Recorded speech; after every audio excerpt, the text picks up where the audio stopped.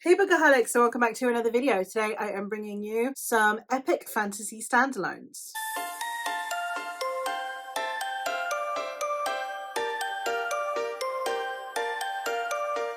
I have been doing some standalone batch reviews for a while now. It is basically just my way of getting through talking about my standalones so that I have somewhere to reference back if I mention them in a video and not have to give a mini review every single time I mention a book. But today we're talking about epic fantasy, which is my dominant genre, so you'd think I'd have more in this section, but alas, here we are. I have 5 to talk to you about today. I'm going to get straight into them so that we're not flapping. The timestamps will be linked down below for each of the books. The books we're going to be talking about today are The Water Outlaws by S.L. Huang, Wolfeater by Anthony Mitchell, Perilous Times by Thomas D. Lee, The Sword of Kaigen by M.L. Wang, and A Woman of the Sword by Anna Smith Spark. Starting out with The Water Outlaws, this is the story of a woman who is in a relatively patriarchal society. However, she has managed to still establish herself as a warrior in this society. However, she's deemed an outlier.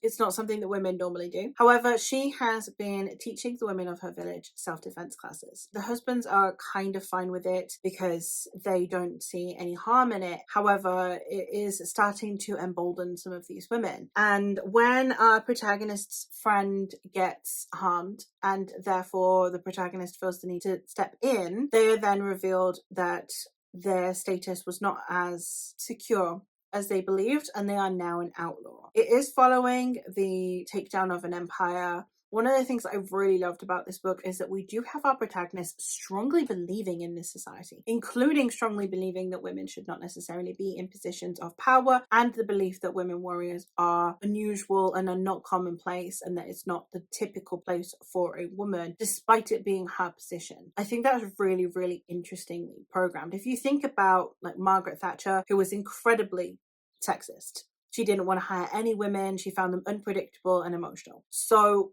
she is kind of embodying the same vibe of just like, I can do it, but I'm an outlier. Most girls can't do this. And I really liked that attitude because even though it does not necessarily make for a very likable protagonist to begin with, it makes for a very interesting conversation. And then the realization that this protagonist needs to come to, that all women need to be treated equally for any woman to be treated well, I think was a very exciting approach to this story. So I had a really good time with it. We have this band of outlaws that our protagonist ends up joining that I also found really enjoyable because you've got this, found family seems too far, but you've got this band of warriors and the way that they band together and the way that they feel about each other and the interactions, absolutely top tier. Some of the side characters were some of my favorite characters. I loved this book for that. I ended up giving it like either a really low 5-star or a high 4-star. Can't remember exactly where I fell, but it was such a good time and I really enjoyed my time with this story because it had conversations and wasn't just, you know, women are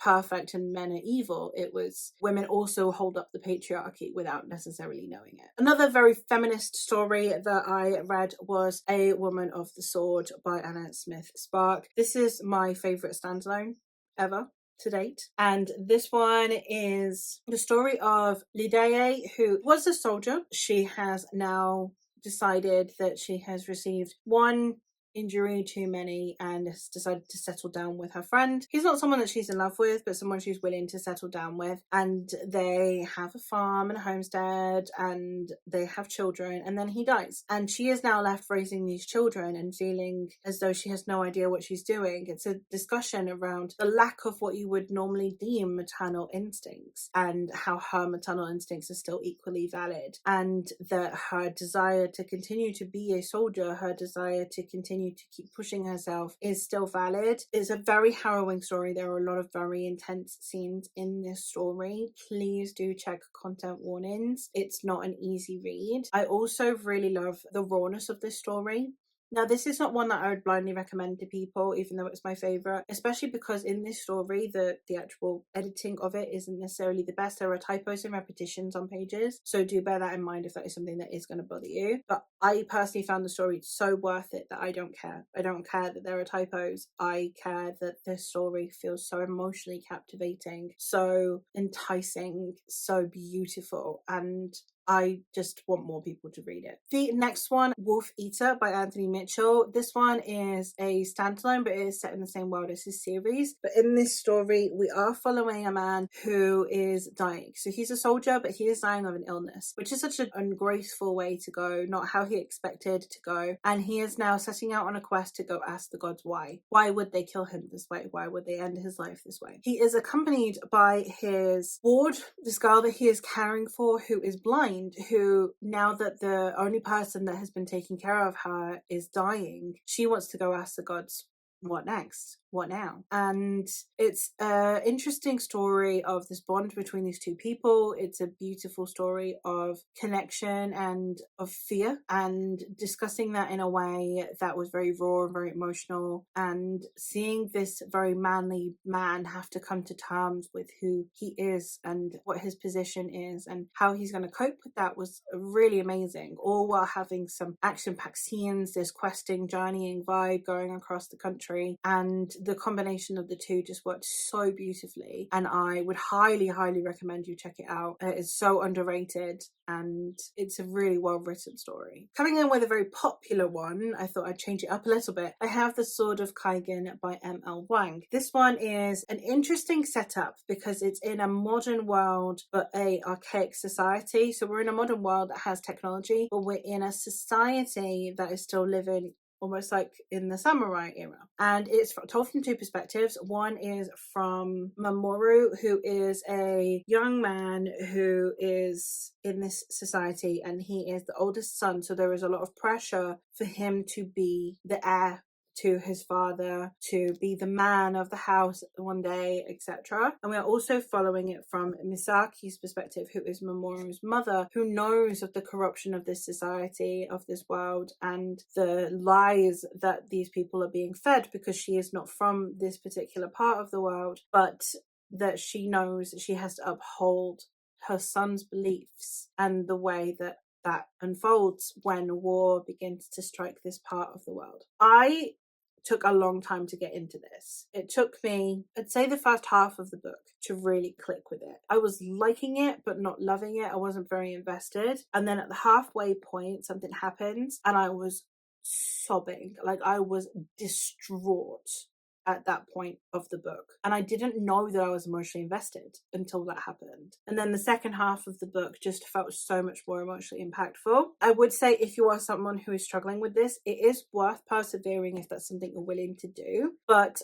this got a 4-star from me because the first half was like a 3-star, but the second half was a 5-star. And I understand the criticisms, but at the same time, I just feel like in my case, a game of patience. But of course, I'm a fast reader, so reading the first 300 pages worth of, yeah, this is fine, is less of a commitment for me than it is for someone who reads more slowly. I will say that plot-wise, there isn't a huge amount of plot. This is mostly a character study. The world building and themes in it were also incredibly well executed. So if you're big on themes like me, then I would also highly recommend you check it out. But if you're a plot-driven reader, I don't know how much you would actually get out of this. And the last book that I have to talk to you about is Perilous Times by Thomas D. Lee. This is the story of dystopian England in a world where the Arthurian knights can be awoken when necessary so that they can aid England. This is an environmental fantasy. Please, no one at any point go into this if you are not aware this is an environmental fantasy. Most of the criticisms I saw of this book was that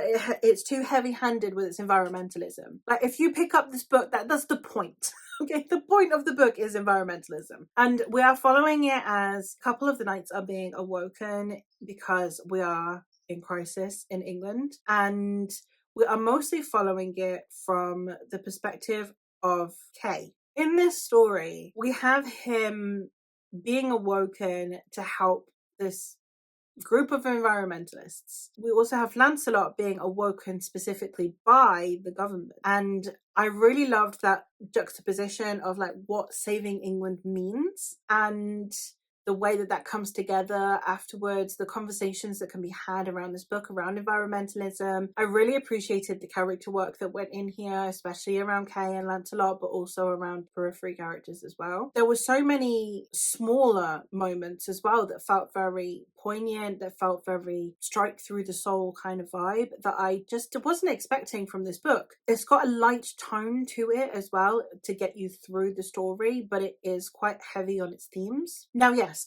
if you're not interested in environmental fiction, this ain't gonna be a book for you. Even if you like Arthurian stuff, it's got a lot of environmentalism in it. That's the book, you know? I really liked it. I really liked this take on Arthurian legends. I really liked this take on the characters, especially having Lancelot be someone who is at the very best morally ambiguous at times in this, and the way that that will have panned out throughout the years and the way that that will have been used when they summoned him was fascinating. So I had a great time with this book. I had a lot of fun with it, and if you're looking for a fun story that might also make you think a little bit, then I would recommend. But there you have it. Those are 5 epic fantasy standalones that I would recommend that you check out, and I hope that you've gotten a recommendation from here based on my liking of these. Have you got any recommendations for me? Let me know if you've read any of these and your thoughts on them, and I will hopefully catch you in another video soon.